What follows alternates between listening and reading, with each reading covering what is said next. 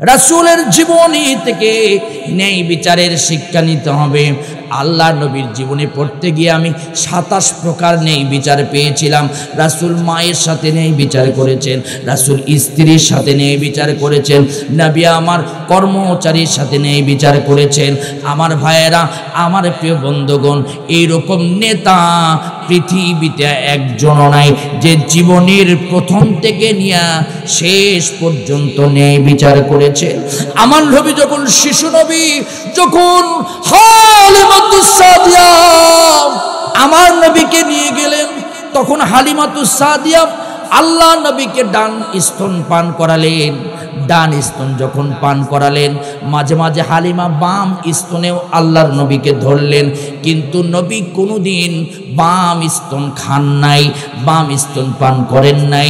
আল্লাহ নবী ইশারা দিয়ে বুঝাইতে চেয়েছেন, ওটা আমার অধিকার নয়, ওটা আমার দুধ ভাই আব্দুল্লাহর অধিকার। যে নবী জীবনের শুরু থেকে নিয়ে ন্যায় বিচার করেছেন, এমনকি নবীর মা, এমনকি আল্লাহ নবী নিজের মা নয়, আল্লাহ নবী 5 জনকে মা বলে ডেকেছিলেন। তার মধ্যে একজন যখন আল্লাহর নবীর সাথে দেখা হলেন, নবী তার জান্নাতি চাদরটা বিছায়া দিয়ে ন্যায় বিচার করেছেন। আল্লাহ নবী তার স্ত্রীদের সাথে ন্যায় বিচার করেছেন। ও আমার বিলহামলার মুসলমান মা বোনদের উদ্দেশ্যে আমি এতটুকু বলবো, যে স্বামীটা ইসলাম মানে সেই স্বামী ন্যায় বিচার করতে পারবে, আর যে স্বামী ইসলাম মানে না সেই স্বামী ন্যায় বিচার করতে পারবে না। কারণ ইসলাম একমাত্র ন্যায় বিচারের শিক্ষা দিয়েছেন। যখন জুমার দিন খুতবা হয়, খুতবার ভিতরে কি হয়, কি আমরা বলি, ইমাম সাহেব কি বলে?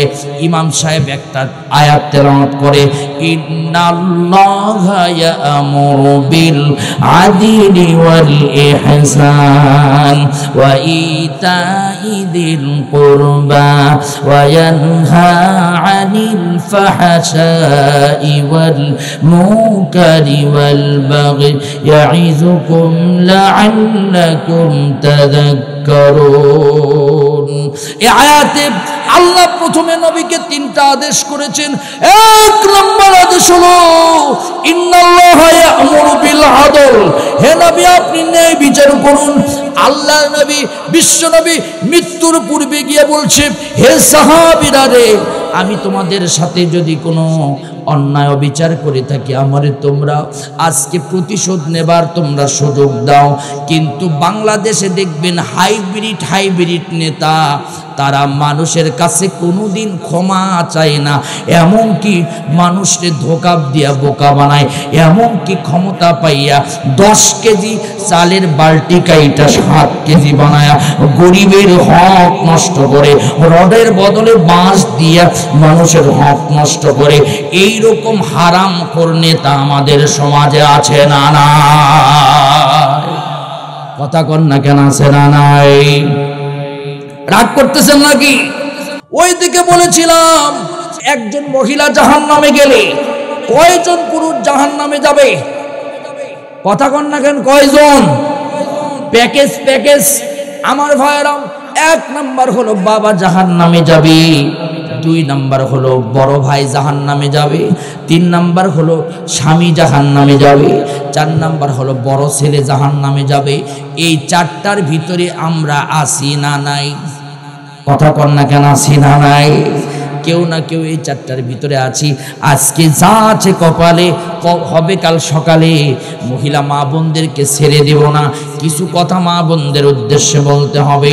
আমি বলবো আল্লাহর নবী কেমন ন্যায় বিচারক ছিলেন, একটুখানি শুনে যান। নবীর একসাথে আল্লাহর নবীর 9টা স্ত্রী ছিল, 11 জন স্ত্রী ছিল বিশ্ব নবীর, 11 জন স্ত্রী, কেউ বলেছে 13 জন স্ত্রী আল্লাহর নবীর ছিল, আর একসাথে 9 জন স্ত্রী ছিল, আর 9 জন স্ত্রীর সাথেই আমার নবী ন্যায় বিচার করেছে। আল্লাহ নবীর একজন স্ত্রী ছিল, নাম হলো হাফসা রাদিয়াল্লাহু তাআলা। আল্লাহ নবীর 2 নম্বর সাহাবী হযরত ওমরের মেয়ে। ওমর ঠান্ডা ছিলেন না গরম ছিলেন।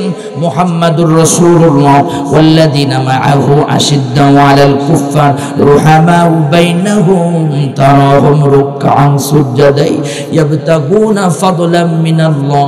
মুহাম্মাদুর রাসূলুল্লাহর উম্মতেরা মাঝে মাঝে গরম হবে, বাতিল বেঈমানেরা যখন ইসলামের প্রতি আঘাত করবে, মুসলমান তাসবিহ নিয়ে বসে থাকবে না, ওই মসজিদ থেকে বের হয়ে তাকবীর দিয়ে বাতিলকে বিদায় করাবে।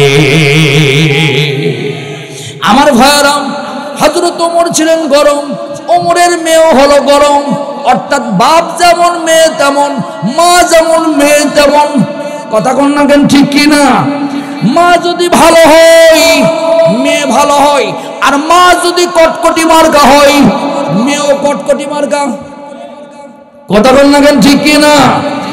মা যদি পাড়া বেড়ানি হয় মেয়ে হবে গ্রাম বেড়ানি। কথা বল না কেন, ঠিক কি না? কারণ তার প্রোডাক্ট তার পেট থেকে জন্ম নিয়েছে। আল্লাহর নবী এর জন্য বলেছেন, তোমরা যখন বিয়ে করবে তখন তোমরা দেখবে তার নানি কেমন ছিল। নানি ভালো হলে তার মা ভালো, মা ভালো হলে তার সন্তান ভালো, যে গরু ভালো তার দুধও ভালো। কথা কোন ঠিক কিনা? আমার ভাইয়েরা, আল্লাহ নবীর সামনে এসে হাফসা বলছে, ইয়া রাসূলুল্লাহ, ইয়া হাবিবাল্লাহ, আপনি 9 জন স্ত্রীর ভিতর থেকে কাকে সবচাইতে বেশি ভালোবাসেন? আল্লাহ নবী বললেন, শোনো, আমি সবাইকে বেশি ভালোবাসি। বলছে, না না, আপনি নাকি আয়েশাকে বেশি ভালোবাসেন, আয়েশার কাছে সময় কাটান, আয়েশার ঘরে আপনি থাকেন। আজকে বলবেন আপনি কারে ভালোবাসেন, আপনার মুখ থেকে শুনতে চাই। আল্লাহর নবী বললেন, একটু কৌশল খাটালেন। নারীদের কাছে কিন্তু কৌশল না খাটালে কিন্তু সমস্যা। সব সময় সত্য কথা বলা যায় না, 3 সময় মিথ্যা কথা বলা যায়। তার মধ্যে স্ত্রীর মন রক্ষা করার জন্য মিথ্যা কথা বলা যায়। জোরে বলেন সুবহানাল্লাহ, আরো জোরে বলেন সুবহানাল্লাহ। 2 নম্বর হলো, জীবন বাঁচানোর জন্য মিথ্যা কথা বলা যায়। মহিলা যাচ্ছেন, কাফির বেঈমানেরা আপনাকে দুনিয়া থেকে বিদায় করে দিবে, সেই মুহূর্তে আপনার মিথ্যা কথা বলা যায়। 3 নম্বর হলো, আপনার 2 ভাইয়ের ঝগড়া মিটানোর সময় মিথ্যা কথা বলা যায়। 2 জন এমন ভাবে ফাইটিং লাগছে, এখন আপনি একটু মিথ্যা কথা কৌশল করলেন, ভাই ও খুব অনুতপ্ত হয়েছে, ও খুব অনুতপ্ত হয়েছে, 2 জনের মিল হয়ে যাবে। কিন্তু আমাদের দেশে দেখবেন আরো আগুনের উপরে আগুন জ্বালাই। কথা বল না কেন? তুই পারিস না, তুই মুখ দিয়ে বললি তুই তালুকদার বংশের ছেলে, তুই 2টা লাগাই দিতে পারলি না। আবার ওরে যা কয়, ওর মতো লোকরে তুই ছেড়ে দিলি, আমাদের এলাকার দুর্নাম হলো, এইবার দেখা হলে সাইজ করবি। কথা বল না কেন? এইরকম লোক আছে না? নয়, এরা কোনোদিন মুমিন হতে পারে না। এরা হলো জাতীয় শত্রু, এরা হলো মুনাফিক। মুনাফিক ঝগড়া লাগায় দেয়, কিন্তু মুমিন কোনোদিন ঝগড়া লাগায় দেয় না। ভাইয়ারা আমার, আল্লাহর নবী বললেন, আগামীকাল বলবো কাকে সবচাইতে বেশি ভালোবাসি। আল্লাহর নবী রাতের বেলা বুদ্ধি কইরা আল্লাহর নবী কিছু খেজুর নিলেন, 9টা স্ত্রীর ঘরে ঢুকলেন, এক এক করে স্ত্রীর ঘরে ঢুকা 2টা করে খেজুর দিলেন, আর 1টা করে চুম্বন দিলেন, দিয়ে বললেন, আমি যাকে 2টা খেজুর দিয়েছি আর 1টা চুম্বন দিয়েছি, এই পৃথিবীতে সবচাইতে বেশি ভালো তাকে আমি বাসি। 9 জনের ঘরে ঢুকলেন। আল্লাহ নবী বিশ্ব নবীর কাছে আবার হযরতে হাফসা জিজ্ঞাসা করলেন, বলেন নবী, সবচাইতে বেশি ভালোবাসেন কাকে? আল্লাহ নবী বললেন, তোমরা আবার ওদেরকে নিয়ে আসো। বাদ বাকি স্ত্রীদেরকে এক জায়গায় করা হলো। এবার বললেন, আপনি বলেন কাকে সবচাইতে বেশি ভালোবাসেন? হাফসা তো মুস্কি মুস্কি হাসে, কারণ আমারে 2টা খেজুর নবী দিয়েছেন, আর নবী বলছেন ভালোবাসি। এবার আল্লাহর নবী বললেন, যাকে গত রাতে আমি 2টা খেজুর দিয়েছি আর 1টা ভালোবাসার চুম্বন দিয়েছি, সেই হাত উঠাও। হাফসা হাত উঠাইছে, পিছনে তাকায় দেখি আরো 8 জন স্ত্রীও হাত উঠাইছে। হাফসা বললেন, তাহলে কারে সবচাইতে বেশি ভালোবাসেন? বুঝলাম 2টা খেজুর আর 1টা চুম্বন, কিন্তু গত রাতে কার ঘরে ঘুমাইছেন? সুবহানাল্লাহ পড়ে। আল্লাহ নবী বললেন, গত রাতে যার ঘরে ঘুমাইছি সেই মানুষটাকে, তাকে আমি সবচাইতে বেশি ভালোবাসি। গত রাতে তোমাদেরকে খেজুর দিয়া আমি মসজিদে দাঁড়িয়ে দাঁড়িয়ে ফজরের নামাজ পর্যন্ত নামাজ পড়ি, চোখের পানি ঝরা দিয়া আমি তার ঘরে রাত কাটায় দিয়েছি। তিনি আর কেউ নয়, তিনি হলেন আমার আল্লাহ।